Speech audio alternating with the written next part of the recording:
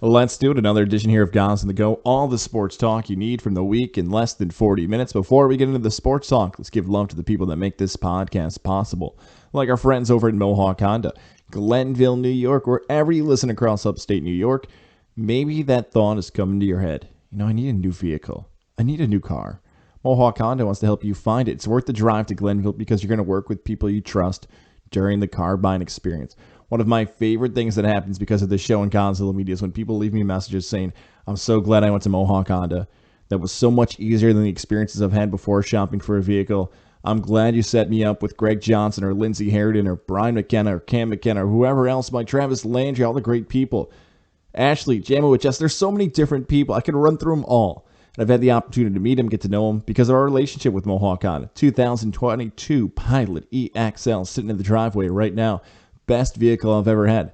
It was like that when I had the Pilot before. It got better. It improved. And those words need to be what's happening for you this spring. Improving your vehicle. I know you've been checking out your gas bill too. Find a ride that fits your budget, your style, your lifestyle, man. It's so important. Maybe you don't want to have that minivan anymore. Maybe you want to upgrade, change, all that stuff. Mohawk Honda, Glenville, New York, where they always go out of their way to please you. And our friends over at Johnstone Supply in Troy. We love giving love to Johnstone Supply in Troy, especially with the spring changing. And now these guys continuing to help you, as they always do, with your furnaces, your boilers, the things that are important to you as a homeowner. So how do you make that change? Well, first, give them a call at 518-272-5922 and ask them, do I need an upgrade? How old is my actual furnace? When's the time for the change, the maintenance, everything else? Well, you can also get a new furnace. John Goodman Furnace is 2% off if you just mention this podcast, Goz On The Go or Gozilla Media, and make the change. 518-272-5922. Now, when the spring hits, some of you get ready for those projects you're about to do during the season. You want to get those right tools. Milwaukee Tools, guaranteed in-store on 6th Avenue. Best prices you can find. You're looking to do that spring project, talk to Kev, James, George, whoever it might be. Stop in. Hey, I got some questions. I heard you on the podcast. Is this the right tool I need for the project? Especially Tom, man. He looks like somebody who does projects, the hair flowing. Shout out to him and his family as well. All those guys over at Johnstone Supply in Troy. 6th Avenue. Stop in. Say hello. One more time for that number, 518-272-5922. And check them out on Facebook as well. Leave them a nice like, a comment. See all the great things they've done for the capital region for the past few decades. Johnstone Supply in Troy. All right, Goz On The Go. Let's talk some sports. So I'm all ready to start this podcast off talking about UAlbany basketball, but the big news breaks right before we hit the record button tonight about the Tampa Bay Buccaneers, my squad, and the news involving their head coach Bruce Arians stepping aside, joining a front office position and no longer being the head coach for the Buccaneers for the upcoming 2022 season. As a Buccaneer fan, I was shocked. There were no reports that maybe Bruce Arians might walk away. In the past in his career, there's been health concerns, but with Tom Brady back after his retirement, then not, with sometimes the big players redesigning like Leonard Fournette, they're going back to Tampa. The Bucs are taking one more run at it as long as Tom Brady is the quarterback of the team. So it comes as a shocking move. The press release sent out by the Buccaneers, and my guy, again, Rick Stroud from the Tampa Bay Times, said it had nothing to do with Tom Brady coming back. It had nothing to do with health. In fact, Brady knew about a day or two, that's still being talked about at this point, post-retirement, that Bruce Arians would be taking on this opportunity, this new role within the franchise, and letting Todd Bowles be the head coach of the franchise moving forward. I thought it'd be Byron Leftwich, but Todd Bowles has the experience with the New York Jets. So as a Buccaneer fan, I am bummed. I am sad. This is a conference-shifting decision. Bruce Arians said in that press release for the Buccaneers that he's already accomplished enough, and I feel like that's enough. I'm cool with not digging any deeper, because the easy, low-hanging fruit for this story is that Bruce Arians and Tom Brady had a beef. They didn't get along with one another. It's Belichick and Brady too. The ego of the greatest of all time is clashing with the Bruce Arians type personality that just lets it fly and doesn't care what Brady thinks of him. That seems to be too easy of a storyline, and from interviews that both player and coach have conducted, that doesn't seem to be true between the two. But Bruce Arians has a more proven track record as a successful head coach than Todd Bowles does. That comes down to leadership and style and everything else. So, yeah, as a Buccaneer fan, I'm bummed that Bruce Arians is out. This is an NFL-changing move when it comes to the conference. There's a lot still to be decided about training camp and draft picks and trades and everything. So it's hard to say, like, are the Bucs the Super Bowl favorite? Maybe not, because the Rams are the Super Bowl champions and the Rams beat the Bucs in the playoffs last season. If it's not for Brady and a huge comeback, maybe Tampa couldn't pull it off. Big news. Tom Brady's got a new head coach for potentially his final season in the NFL. And it shook up the NFL, and I'm bummed. I'm sad as a Buccaneer fan. That coach is still not Bruce Arians. So let's get into the story now involving UAlbany basketball and coach Dwayne Killings. If you have not followed this in the capital region, there's reports from the stadium, Jeff Goodman, and others that the first-year head coach for the Great Danes is under investigation from the school because of a physical incident that took place between him and his former player. Now, to add a little context, add a little background here again for the outside capital region people, Killings gets the opportunity to be the head coach of UAlbany following a 20-year tenure for Coach Will Brown, who's now coaching here locally for a professional basketball team, the Albany Patroons. So he takes over. Dwayne Killings is the new head coach. And I've said this on multiple podcasts, so I'm not going to beat this over again. It's a bad hire from the start. Dwayne Killings was going to be on a Marquette staff with Wojciechowski, then it was already going to get canned. So you're telling me an assistant coach that was going to get fired went from fired assistant head coach to head coach. Makes zero sense. With no head coaching experience before. Made no sense from the original start. I have not covered him. I don't know him personally. I don't have the same relationship with him as a local head coach here in the capital region that I have had in the past with Siena or other UAlbany coaches. So someone could look at this and say, oh, God's a little biased against him because he doesn't have the same relationship he does with Will Brown or Carmen Massarello or whoever it might be. And that could be a fair take. But it's far more fun to do it like this, to take a step back and not be working for the affiliate. Because this happened. Right? Like, this is not even a hard story to figure out. The incident took place in November. Probably what happened, I feel confident in this, is that the player called up his parents and said, hey, coach hit me. What do you mean your coach hit you? You're the coach who isn't playing you? The coach doesn't give you the minutes that you deserve? The coach that promised you the world? Filed an investigation with the school. UAlbany did their work. Come to find out, oh, the player's face didn't magically get to coach's fist or whatever it might have been. Body part does not matter. The assault, the hitting of the player happened. How did it not? I would have loved to hear the opposite side of the story. So the incident occurred. So now what UAlbany can do is they can fire their head coach with just cause and hire a new person for the opportunity, a new person for the job. And we mentioned this on the Levac and Goz show on Tuesday. I don't mind mentioning it again here. I know Coach Will Brown is a serial deleter, we'll say, on social media. I saw the hashtag karma tweet put out by the former UAlbany Great Dane coach that maybe somebody didn't screenshot about it. And he could have said it was about a bunch of different stuff, the Patroons, whatever.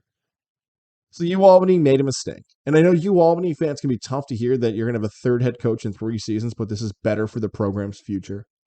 In similar fashion as Siena basketball finding a reason to fire Jimmy Patsos to move on to Jamie and Christian and then Coach Carm, Siena basketball yet to get back to the NCAA tournament, but the future looks bright. UAlbany was a mess post Will Brown. Recruits weren't there. Players weren't very good. And you didn't have a head coach that had proved it before. Maybe he'll be a great assistant, and maybe this is just a fork in the road of what happens next. I wouldn't bet that, because you're going to have that black stain on your resume now. You want to kind of, get that off. No. Don't mention the part where I got fired from UAlbany because I hit a player. Most likely timeline happens now is this. Final Four is this weekend. That is a huge event for coaches across the country and athletic directors, everybody else. Maybe Mark Benson gets smoothed by somebody's agent, an assistant coach for a big-time program. All of a sudden, by Tuesday, Dwayne Killings is out as the UAlbany head basketball coach, and you find a big name that's become the hottest name at Final Four weekend. And UAlbany's off their way. Hey, back in contention for a conference championship and everything else. That's what's likely going to happen here. It happened. UAlbany moves on. The fact that the story came out in March and not November or February, and the coach was still allowed to play his players he wanted and run the sidelines doesn't make much sense. The reason it comes out in March is because they want a new head coach, and UAlbany will be getting one very soon. The Middle Stadium thing is strange, right? It's bizarre, weird, doesn't feel good. Yuck. So let's recap, right? 2016 is the year that the Bills, the rumors are out there that John Bon Jovi might be moving the team, and the talk about the Rams on the move and the Chargers, and the Bills were just in that mix. And thinking back to 2016, I thought about the business of the NFL. Well, this is a business. The team is moving. St. Louis isn't going to have a team anymore. They're moving to Los Angeles. It happens, and Bills fans might have looked at that and had the idea of, man, that really sucks. That was almost us, but I'm so glad it's not me. I'm so glad it doesn't have to happen. Well, there was still talk of what could be the future of the Buffalo Bills because they were in that conversation of potentially moving, and the stadium needed to be changed. Changes were on the move, and reports back to 6 months ago said that, well, the Pagulas, the owners, Kim and Terry, will pay for it, or some of it, and the state will split it. I knew right when that article came out and the government research was being done that the Pagulas, incredibly smart business people who are worth billions of dollars for a reason, we're going to use that as leverage. We're going to try to pay as little as possible for this stadium to be built. And if you don't like it, we'll threaten to move the team. The same owners that saved the Bills from getting moved. The same owners who changed the Inner Harbor in Buffalo, who upgraded the stadium for the Sabres and everything else. The same owners who had a presence in the media and continue to change the feel of the Bills franchise. Look, the Buffalo Bills for the last, 15 years before the arrival of Josh Allen, the Pagulas were one of the worst, if not the worst, NFL franchise. The laughingstock can't make the playoffs. The Pagulas showed up and things started to change. And to offer this sidebar a little bit, when I would cover the Bills training camp, the Pagulas were on the sidelines. They weren't up in some comfy box. They weren't way away from everybody else. They were right there on the sidelines with the reporters and everybody else in Western New York. In it, caring about it, showing the fan base they wanted to be there. But this is gross.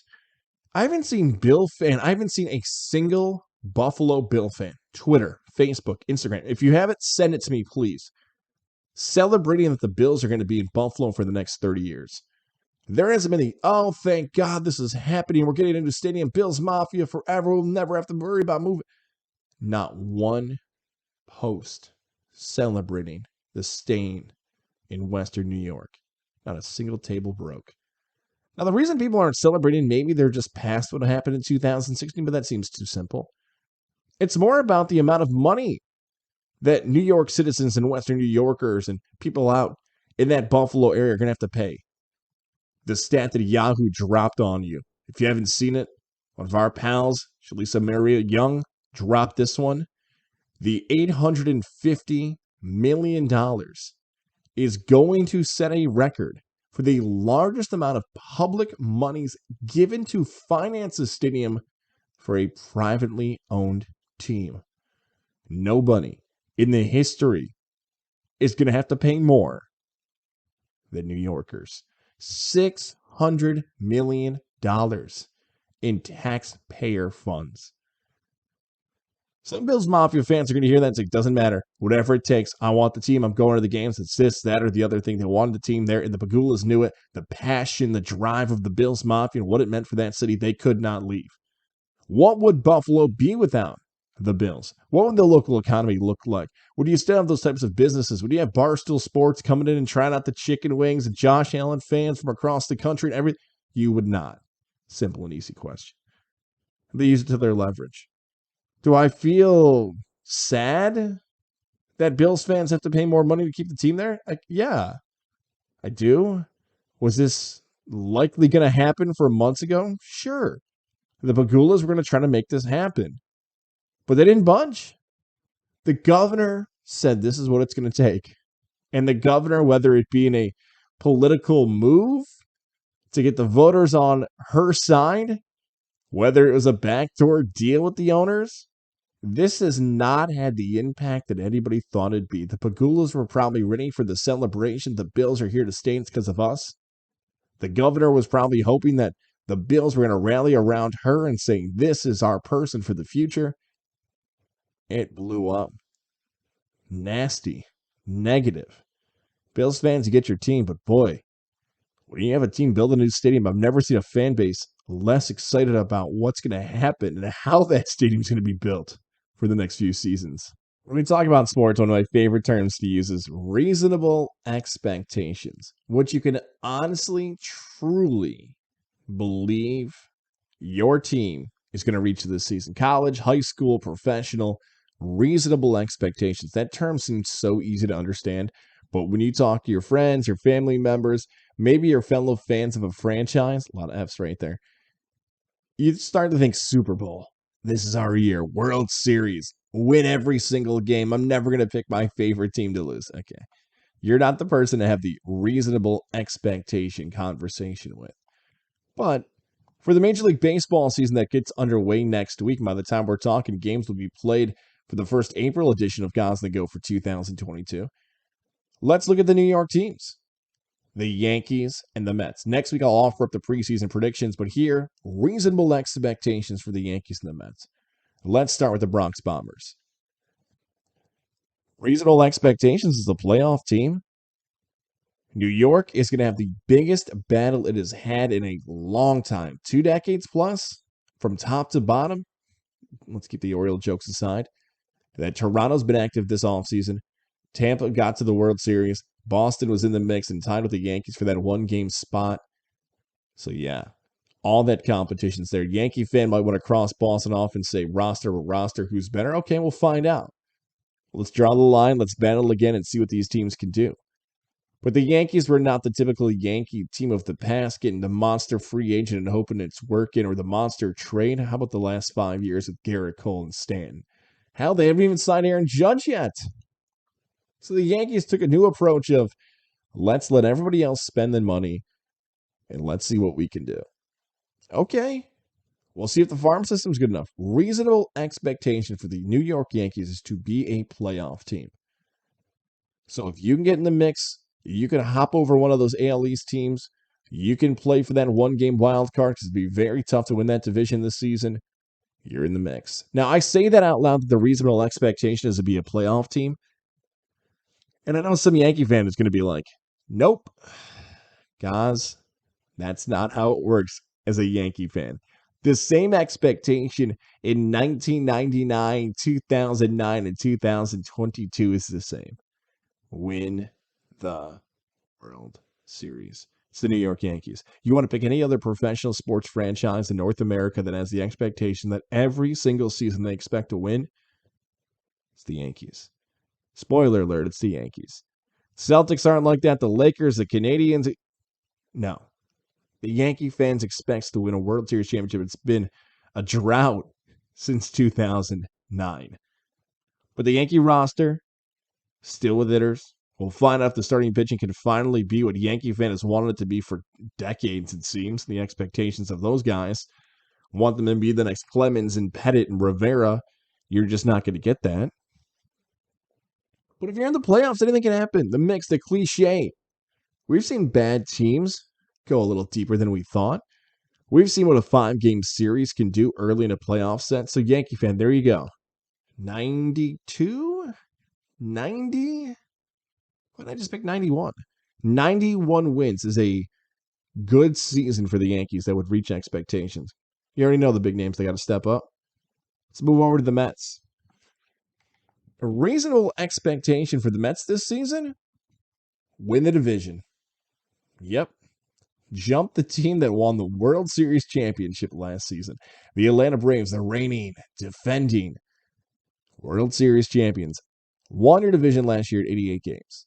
But now the New York Mets get Max Scherzer. The New York Mets, a team that finished below 500 last season, that was battling with the Philadelphia Phillies and everybody else, they've got Scherzer, a Hall of Fame pitcher on their staff. Okay, you've got Scherzer. That's pretty good. Well, they continued this offseason to add arms and add bats. And how about this? $992 million on players since 2016? Yeah, that's really good. So you think top to bottom, Met fan, your team, roster, both hitters and pitchers, is the best in the division. Arguably, the Dodgers still in the mix, the best team in baseball. You've given everybody the money. Starling Marte, Eduardo Escobar. We did it. Go win the division. And if you win the division, Now the expectation changes. I know, I'd be like, wait, guys, how's the expectation change to win the division? The reasonable expectation is to win the division. But once you get to the postseason and you win the NL East, tell me what team you would least want to face in that postseason. The answer is the Mets. Scherzer and DeGrom. That's it. Like, we can play like, well, this pitcher would go this day. No. Scherzer, DeGrom, and figure it out after that. You want to throw another arm out there? You want to toss a third or fourth? Great. We can play all those scenarios later on. You've got two arms that can get you to 3 to 4 wins. The Mets can win the World Series this year. With the Nationals winning it within the last 5 years, and as we already mentioned, the Braves winning it, that might be a little tease for later on. But reasonable expectation, Met fan, win the division, and we'll talk about how far we can go in next week's episode. Wrestlemania, let's go. The stupendous, let's do it. Stupendous. WrestleMania 38, Arlington, Dallas, 2 nights. The biggest event, the biggest weekend in pro wrestling. Even for those casual pro wrestling fans. I feel like that's become my catchphrase here for wrestling. Even if you're a casual wrestling fan, and Goz mentions it every podcast as if they're not going to skip through it anyways.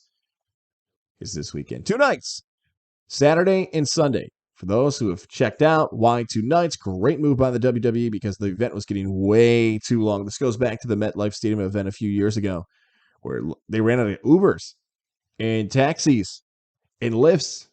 Time went too long. Nobody could get home, stuck in traffic, everything else. Okay. So here's what we got. Quick to run through this. I don't like doing lists, but night 1, some of the matches that are going to stand out: Charlotte Flair versus Ronda Rousey, Becky Lynch versus Bianca Belair, Edge versus AJ Styles. Those are the 3 matches that jump out to me. And the 2 other ones, the KO show, Kevin Owens welcoming Stone Cold Steve Austin, Seth Rollins versus ? Let's start with Seth Rollins first.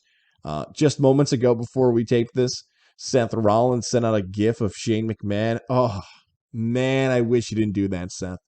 It would have been so much better to let that thing sit for fans potentially thinking it's Shane McMahon. And I get why the story got leaked out there. Like, every single person who has the internet and can scroll down on comments knows it's Cody Rhodes. We feel like it's Cody Rhodes. Somehow a story got out that the WWE is bringing back Shane McMahon. And that little we're going to throw some people off. We're going to think we need something to throw the fans scent off the surprise. That was working.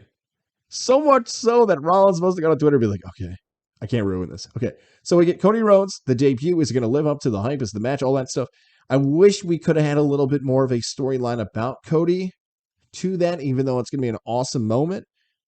But maybe that's what April's going to be. Hoping for the Cody Rhodes, and hope they do that early in the show, like the first or second match. The rumors that the Kevin Owens stuff is going to happen at the end, which makes a lot of sense because when Stone Cold starts giving out stunners and smashing beers and everything else, who the hell wants to come on after that?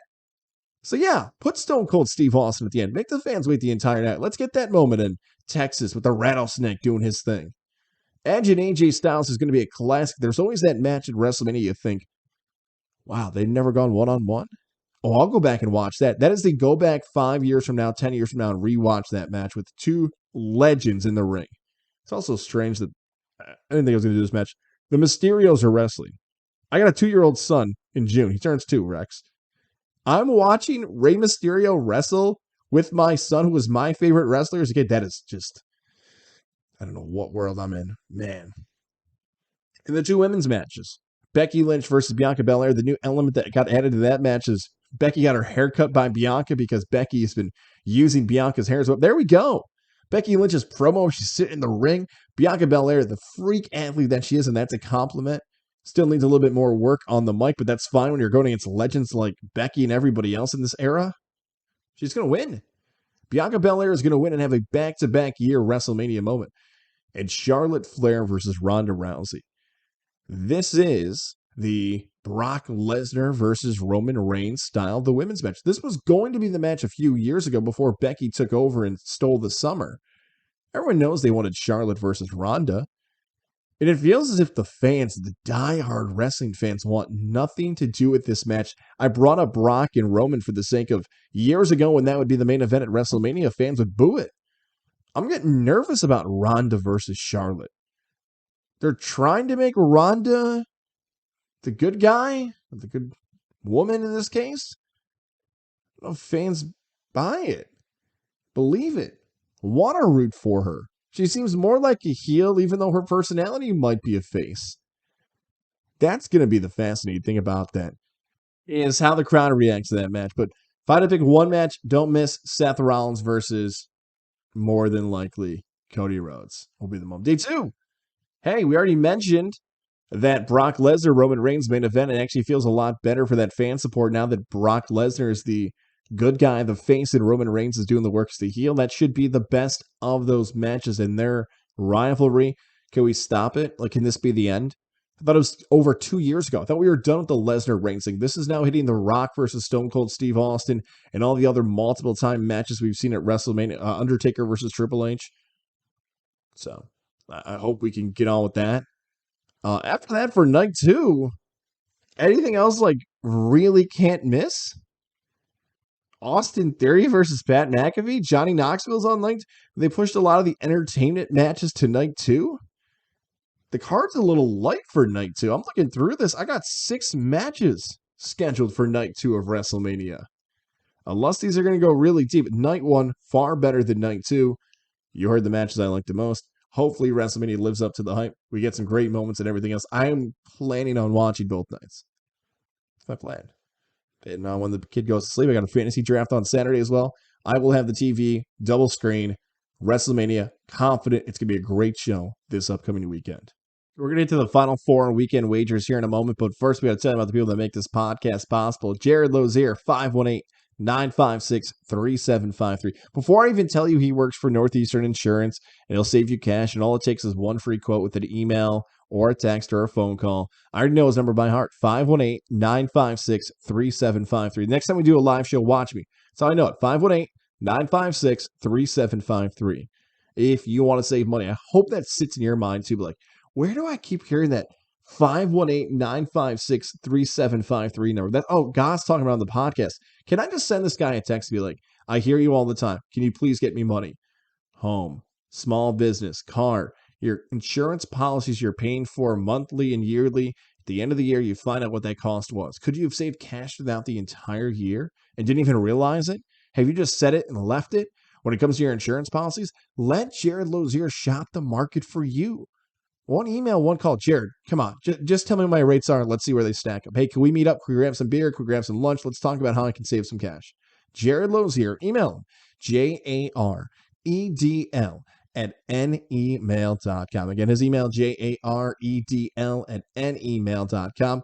Come out to some of our shows this spring, especially for Levac and Goz. You might see Jared just hanging out with us. Hey, Northeastern Insurance guy, let's chat.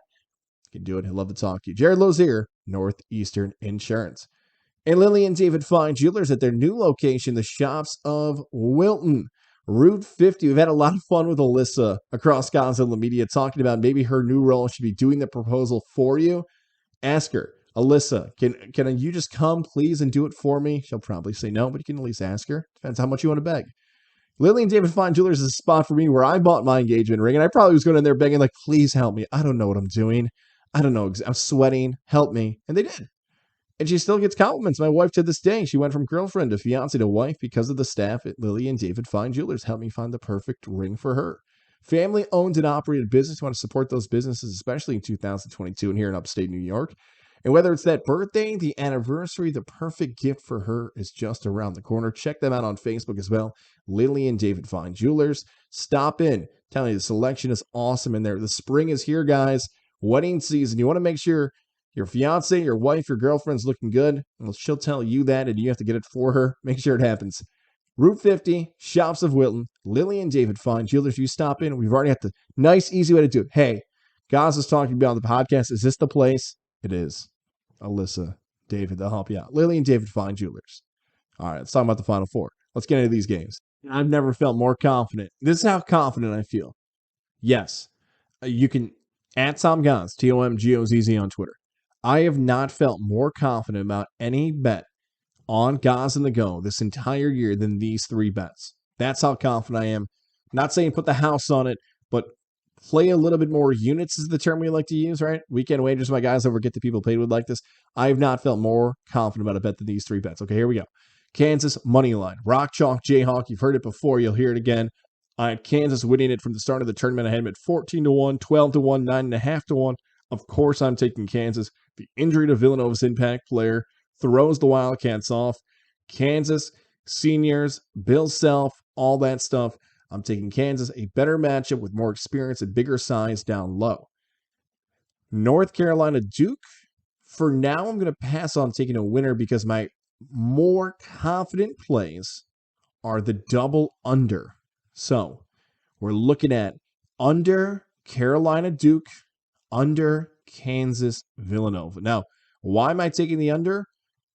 I did it a few times in college football, but this doesn't even have any impact on that because they are playing in a football stadium.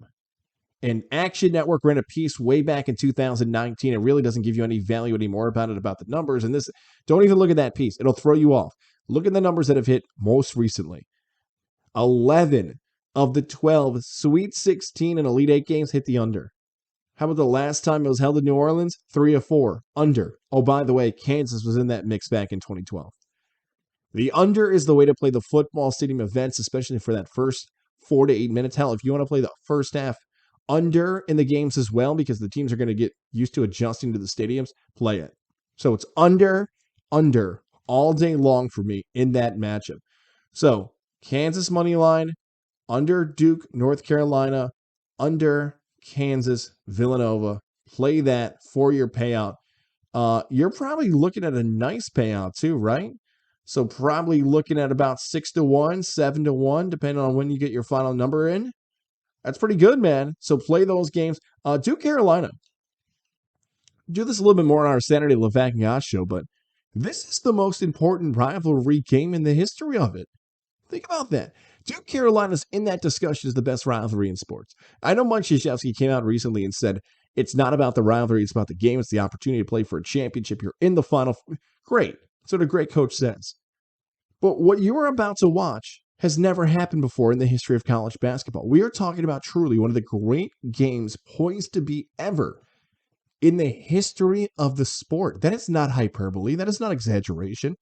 You've got Mike Krzyzewski coaching his final season against his rival, the team that absolutely smoked him on that final game that was supposed to be in Cameron Indoor Stadium, a celebration for Coach K. Instead, it doesn't happen. If you're a Duke fan, you've never, I feel like he's with the Rock post Wrestlemania, ever, that's Jericho, it's Chris Jericho, wanted to beat North Carolina more than you want to beat them on Saturday night. And you get the opportunity to do it. And even though you get the chance to beat your rival and knock him out of the tournament, you're either going to get one of the best college basketball programs the last 7 years, the 2 national championships in Villanova, or you're going to get the Kansas Jayhawks who are thirsty. They're thirsty, yeah, we'll use that internet term, for another championship. Their first since 2008. They lost in 2012 to that Anthony Davis Kentucky team. They want another title to hang up in Fog Allen Fieldhouse. So those are my plays for this week. I was going to add some NBA ones, but we'll get back to the NBA and hockey and everything else coming up with the playoffs in April. My 3 plays. Kansas money line. Under Duke, North Carolina. Under Jayhawks and Wildcats. And if you want to get bold, think about some first half unders as well. All right. Goz On The Go, man. We had 7 topics. We flew through it this week. I was waiting for this one to be a 45-minute episode, but we hit everything we wanted. We previewed. Let's go. Enjoy it. Gozilla Media. Great coverage on the way for April coming up. Hope you enjoy the great weekend on the way in sports.